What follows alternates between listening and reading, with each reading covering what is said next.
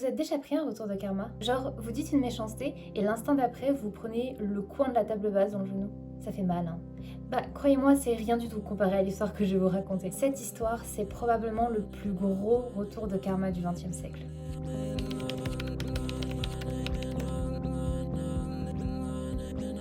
Messieurs, dames, avant de commencer cette histoire, petit aparté pour vous proposer une jauge de karma, hein, pour nous aider un petit peu à nous repérer.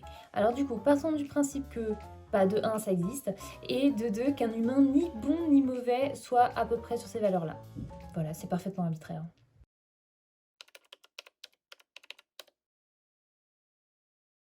Cette histoire se passe dans le centre-ville de Dijon, capitale de la Bourgogne. Armand et Céleste Lambert sont propriétaires et gérants d'une épicerie qui fonctionne relativement bien. C'est la version rallongée sympa pour dire qu'ils sont dans la merde.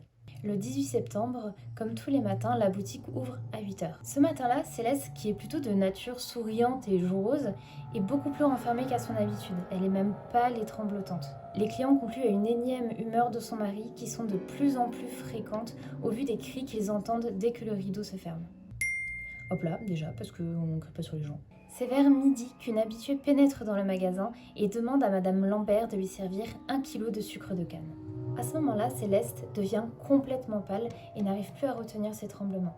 Elle hésite un petit peu, mais au bout de quelques secondes, elle demande à son mari d'aller chercher le sac de sucre posé au sommet d'une étagère derrière elle. Sans prêter attention au comportement hyper étrange de Céleste, Armand va chercher une échelle, la pose contre l'étagère et commence à grimper. Arrivé au sommet, d'un coup, il perd complètement l'équilibre et tombe raide au sol de l'épicerie. S'ensuit une scène de panique, tout le monde est choqué dans la boutique et certains courent chercher les secours. Alors, il est vivant déjà, hein, vu la chute, c'était pas dit, mais il a complètement perdu l'usage de ses jambes et d'une partie de son bassin. Alors là, du coup, on peut dire qu'il avait payé une partie de ses mauvaises actions quand même, hein, parce que handicapé à vie...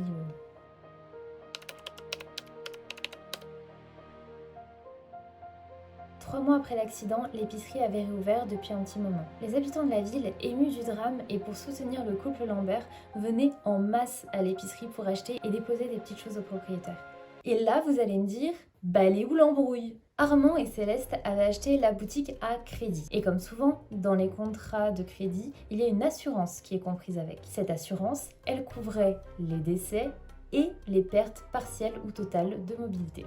Donc en fait, Armand, ça faisait plusieurs mois qu'il essayait de convaincre Céleste de fake un accident pour pouvoir toucher l'argent de l'assurance. Et donc tout ce qu'ils avaient à faire, c'était de simuler une chute grave et une paralysie. Donc non seulement il n'avait plus de soucis financiers, mais en plus il avait joué sur l'émotion de toute une ville pour pouvoir tripler son chiffre d'affaires. La boutique des Lambert avait doublé de volume et la fréquentation ne cessait d'augmenter. Leur plan, c'était d'amasser un maximum d'argent, revendre la boutique et prendre leur retraite anticipée dans le sud. Ouais, sauf que voilà, le truc c'est que Armand, il en a marre de passer 10 heures par jour dans un fauteuil. À chaque fin de journée, il pique des énormes crises et il menace en fait de tout envoyer bouler. Donc complètement paniquée à l'idée de finir ruinée et en prison, Céleste fait comme elle peut pour essayer de retenir son mari de péter les plombs. Et là, bingo, elle a une idée. Viens, on fait genre, on va à Lourdes, tu te fous dans l'eau, et puis hop, t'es miraculé et tu peux remarcher. Donc là, Armand, ça le fait pas rire du tout. Il est totalement outré, il pète un peu. Non, je déconne. Il a juste pris les billets de train. Donc après 5 heures d'attente, il y a 2 infirmiers qui prennent Armand, le plongent dans l'eau, et comme il l'avait prévu, il se met sur ses 2 pieds, et là il sort son meilleur acting. Mais je marche! Sa femme elle fait mais il marche! Donc là, il y a tout le monde qui s'arrête, qui le regarde, mais qui s'y raconte celui-là? Non, je déconne, les gens se mettent à crier Marie Jésus, et ils tombent à genoux, ils prient et tout, et ça fonctionne super bien. Je suis même pas sûre qu'on puisse être autant négatif, mais bref. Dans leur hôtel à Lourdes, Céleste et Armand reçoivent l'appel du maire de Dijon qui leur annonce qu'il prépare carrément un comité d'accueil avec toute la ville, le préfet, une fanfare et même des autorités religieuses. Il leur demande donc une date à laquelle ils seraient attendus. Donc forcément les deux ils commencent déjà à compter tout l'argent que ça va leur rapporter. Donc ça y est, ils ont réussi, ils sont libérés de leurs problèmes financiers, de leurs problèmes de mobilité. La vie est belle quoi.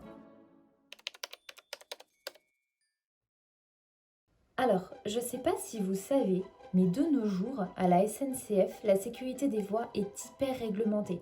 Donc il y a des contrôles partout, tout le temps, d'humains assistés par des systèmes électroniques. Les tours de contrôle peuvent même prendre le contrôle des trains si jamais les conducteurs font n'importe quoi.